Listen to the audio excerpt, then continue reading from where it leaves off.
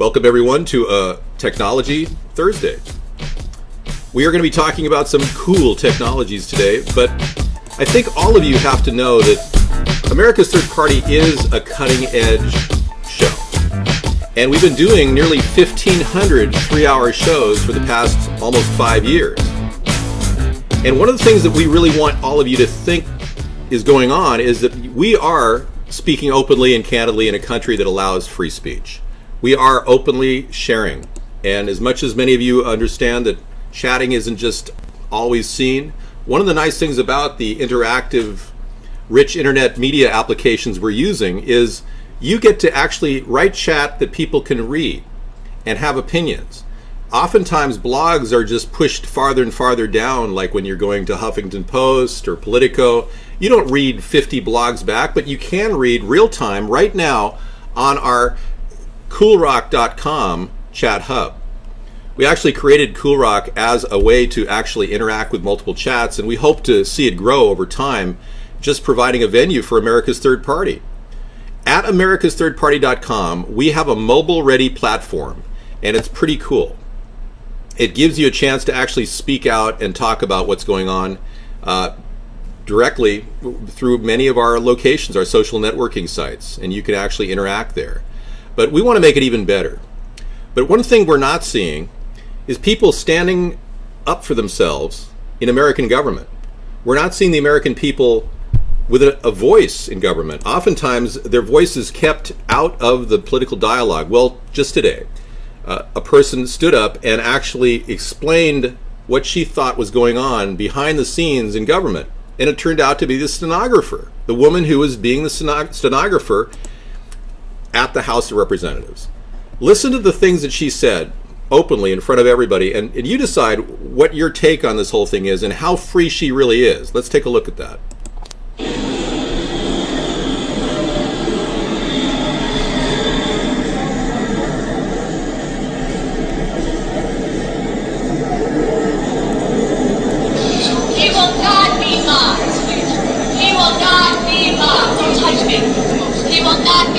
The greatest deception here is this is not one nation under God. It never was. Had it been, it would not have been. No. It would not have been. The Constitution would not have been written by Freemasons. They go against God. You cannot serve two masters. You cannot serve two masters. Praise be to God, Lord Jesus Christ. This is not one nation under God. It never was. Had it been, it would not have been. No. It would not have been. The Constitution would not have been written by Freemasons. They go against God. You cannot serve two masters. You cannot serve two masters. Praise be to God, Lord Jesus Christ. Okay, there you have it. She was carted away and taken for mental evaluation. But what does that really mean? Why would she be carted away and taken to be mentally evaluated? Has she done any harm to anybody by speaking out of turn? Here's a woman who is sitting there for years as a stenographer, reciting and recanting all the things in paper. What she hears from people like Nancy Pelosi and Harry Reid and Mitch, all these people that have talked in front of the American people's congressional hearings, and she hasn't really had a chance to speak. That's something that is very significant here. And here she is speaking out, and then she's carted off to a mental health ward for evaluation. It tells me, number one, that freedom of religion seems to be dead, because obviously she's espousing the words of Jesus Christ. She believes that the Freemasons have the framers of our Constitution and the creators of our government as we know today are serving two masters. Well, technically she's right. The Freemasons, in their original dictum, as it was written by Albert Pike, actually worships paganistic beliefs, not Jesus, not God. They worship paganism. Multiple gods. And that's what's really strange. The Freemasons that we commonly know, who are bricklayers, aren't worshippers of paganism necessarily, but at the very top of that pyramid with the eye on it, the thing that's on our dollar bill, the framers of our country, the people that created Washington, D.C. as we know it, they really do believe in paganistic theories. So she was stating the truth. And then she was also reciting Matthew and a few other scriptural things, but her freedom of religion was denied her. Truly. Second of all, her freedom of speech was squelched. She's taken off for psychiatric evaluation. She couldn't speak. You can't speak now without being accused of being mentally ill. You can't believe in God now without accused of being mentally ill. I mean, our country has become so xenophobic about anybody speaking out that it's no wonder people are becoming quiet and living lives of collective separateness. Well, we've got a lot of things to talk about tonight, and technology is the key issue on our Technology Thursday night. So I think what I should do is hit it off with the first cool technology that helps us remain collectively separate and not talk to friends except through the phone, of course. But you know, this is a very interesting time we're living in, and technology is right at that edge. Let's take a look at a transparent phone. One of our chatters brought this into our show.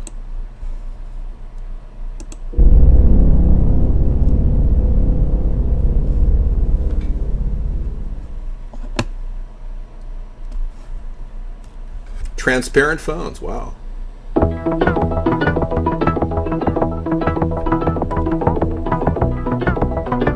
Recently, a company called Polytron Technologies unveiled a completely transparent phone.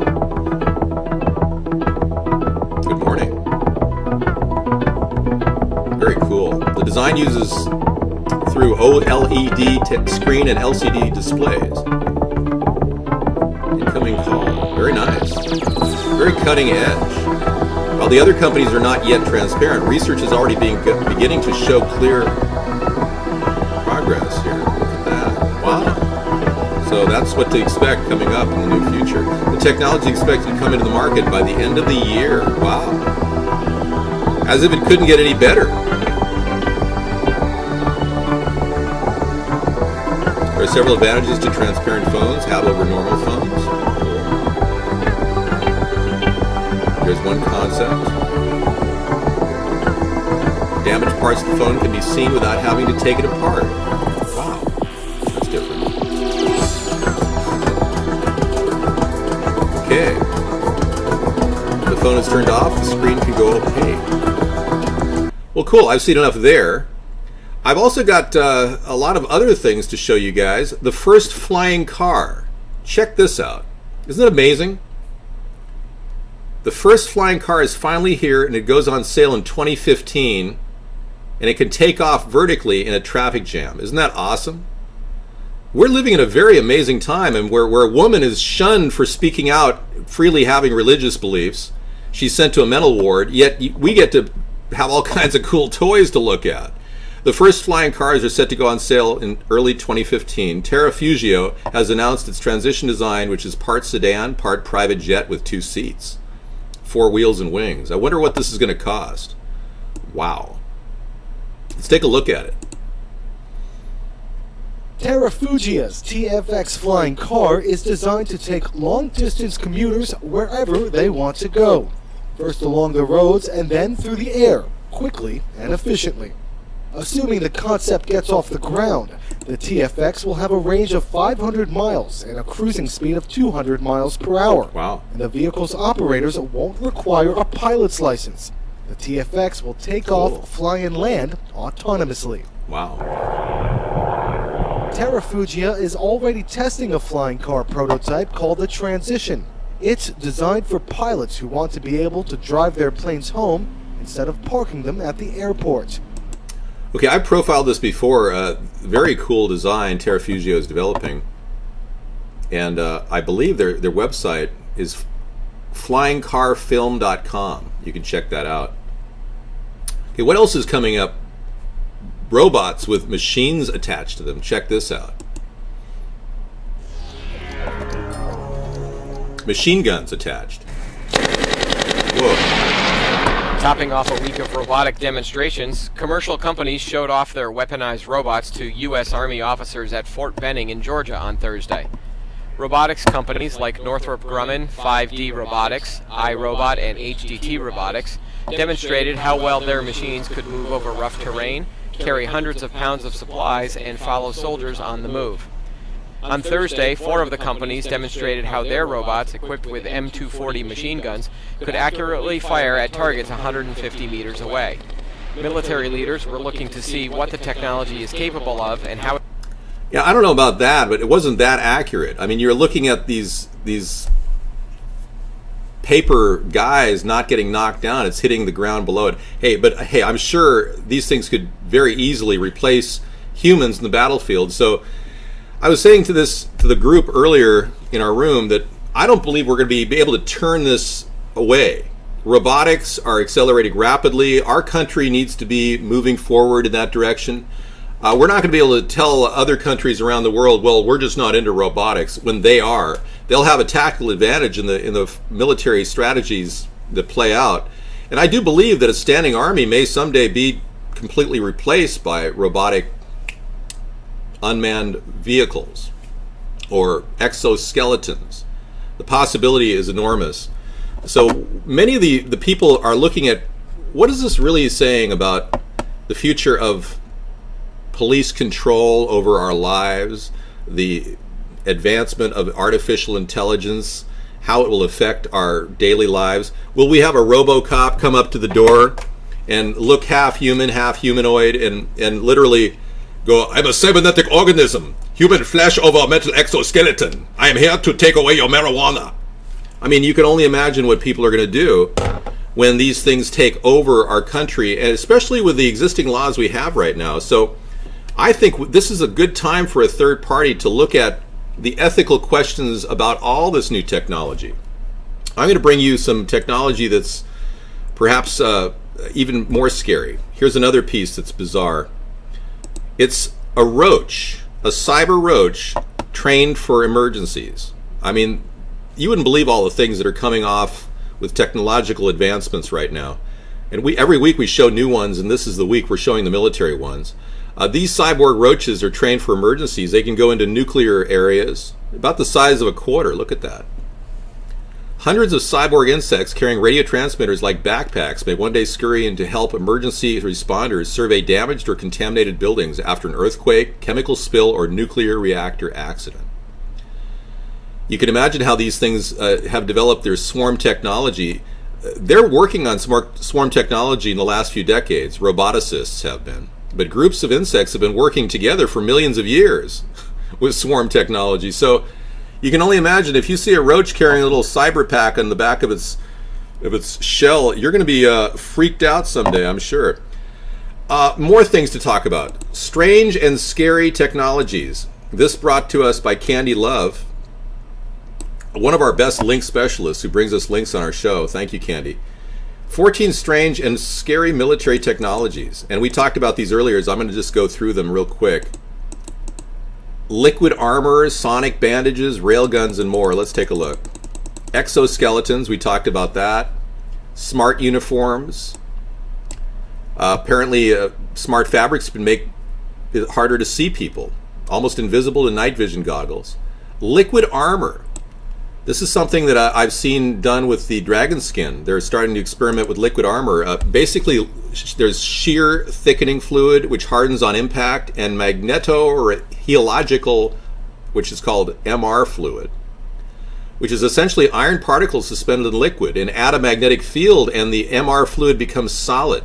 So when a bullet basically goes at the dragon skin, the MR fluid, magnetic fluid, actually gets right into it and closes down on the bullet, and creating an impenetrable barrier. Because obviously the bullet's made out of steel, the armor is going to close in on it because it's magnetic. And it creates a much lighter dragon skin outfit that even I could wear under this shirt and you wouldn't even know it. Bendy guns, guns that bend around corners. That's coming up. I mean, these are all great technologies. Sonic bandages. Very interesting. One of the biggest preventable causes of battlefield deaths is blood loss. And this stuff actually can cauterize wounds with a focused blast of ultrasonic energy. Here's another one, electronic guns. Yeah. combine electronic ignition and stack projectiles to a devastating effect. I think the technology for rapid-fire weaponry is really getting over the top. Railguns using magnetic fields to blast projectiles at incredible speeds. Well, you see, if our enemy can get these things, we are going to have to stay on top of the cutting-edge technology. Robot bombers. Okay, unmanned aerial vehicles firing 3 Hellfire missiles at a house at Afghan border, killing somebody recently. Just a taste of what's on the horizon. You see, with all of these uses of UAVs, unmanned aerial vehicles, the ethical question comes into play. With Obama, you know, he's got a lot of people that have ended up dying as a result of his strikes on Afghanistan villages, and his kill list is not something to brag about. There's a lot of collateral damage using UAVs, so obviously the better the technology, the more likely it will make decisions on the fly in the field that will save lives. These are really weird pieces of technology. Brain erasers. Want to get rid of PTSD? Well, they've got the Men in Black style brain eraser. I mean, they're erasing mice memories right now using this technology. It's just scary stuff when you think about it. I don't really want to ever consider that. I would rather that PTSD victim smokes a joint than has his brain erased of all the trauma. I mean, I can only imagine what they're doing with guinea pigs right now. See-through planes. You've heard of video cloaking devices? Well, this is stuff that pretty much gives a heads-up display inside the pilot's helmet that projects images from outside, enabling the pilot to see through metal. Very cool. Invisible tanks. That's coming. Testing invisibility systems for tanks and troops. Yeah. Invisibility cloak technology is very much cutting-edge stuff. Pain beams. Now that's really weird. Pain beams, a non-lethal but exceptionally painful energy weapon. I hate to be on the testing side of that. And of course, we all know about HAARP, the High Active Frequency Aurora Research Program. Yeah, it's top secret. Not many people know about it, but they probably could do any number of things like create hurricanes. They can turn tornadoes around. They can do all kinds of things. You know, I've even talked about HAARP having applications to create electronic storms. It's possible that we could knock out enemy radar as well using HAARP technology. Terminators. Yeah, we talked about the Terminator, the exoskeleton. Yeah. So you don't really want a guy coming up to your door and whether it be a robot or an android or a human exoskeleton and asking you questions that they don't have a right to ask. Well, right now we're at the quintessential point at which if we don't develop a political party that keeps these technologies in check and creates a democratization, if you will, of our nation's higher values and ethics, we're never going to have accountability from these military-industrial pigs that are creating these robots to kill people. And eventually, going with the theory that robots have logic, which they do, they will be able to logically realize that human beings are simply unnecessary. And eventually, you'll see robots taking over the earth. Now, that could very well be a portent of the end for humanity when you think about it. I mean, you can imagine robots creating robots, dining on biodiesel created from dendrified human flesh. I mean, the sci-fi writers are going all over the place with these ideas, but we may be looking at a Skynet-type world someday, and the Terminator may just be a self-fulfilling prophecy, if you will, and I don't want that. So as I run for president in 2016, I will be talking about curtailing the overwhelming capacity to kill, to curtail and get transparency from the NSA so that they don't look into everybody's personal private messages and just have a field day analyzing our private lives. That shouldn't be happening. And right now the Republicans and Democrats are not doing anything to stop anything that I'm talking about. In fact, even Rand Paul supports commercial drone technology, flying overhead. We also looked at the micro-aerial vehicles. We played that video. We've been doing a lot of technology viewing tonight. I want to thank you all for coming into our show and participating in that. I could talk for a long time about all these new technologies, but hey, that's why we have a Technology Thursday show every single week. You can come in from 6 to 9 Pacific time and share. and give us new ideas. And thanks for all the links you guys have sent me tonight. Appreciate it. And don't forget to visit our website at americasthirdparty.com and look at all our simple ideas to jumpstart our economy coming up in 2017, when I'm your president. Thanks again for watching.